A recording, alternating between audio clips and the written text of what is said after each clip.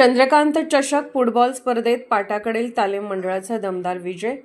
चंद्रकांत चषक फुटबॉल स्पर्धेत आज दुपारी 4 वाजता शाहू मैदानाच्या हिरवळीवर पाटाकडील तालीम मंडळ आणि प्रॅक्टिस फुटबॉल क्लब यांच्यात रंगलेला सामना अतिशय चुरशीचा ठरला.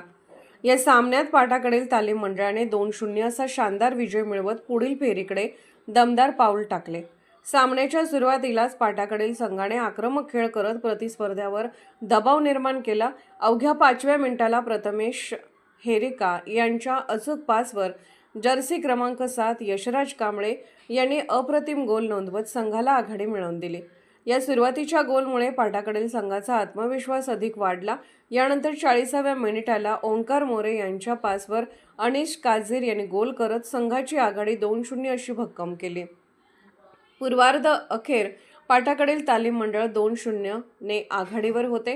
उत्तरार्धात प्रॅक्टिस फुटबॉल क्लबने सुजित एस, अजिंक्य नलवडे, सूरज जाधव, साहिल टाकवे, आकाश बावकर आणि सचिन गायकवाड यांच्या जोरदार पुनरागमनाचा प्रयत्न केला.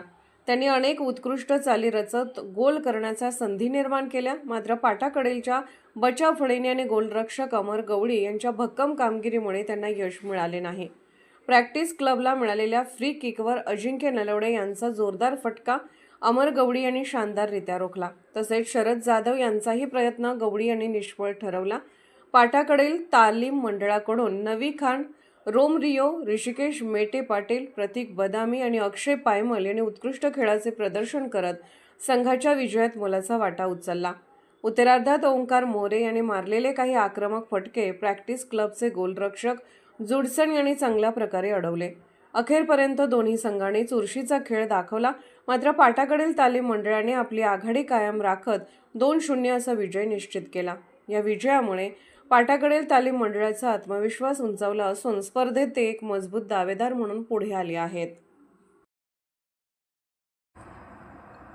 अर्धराज्य न्यूज चॅनलला लाईक करा, शेअर करा आणि सबस्क्राईब करा.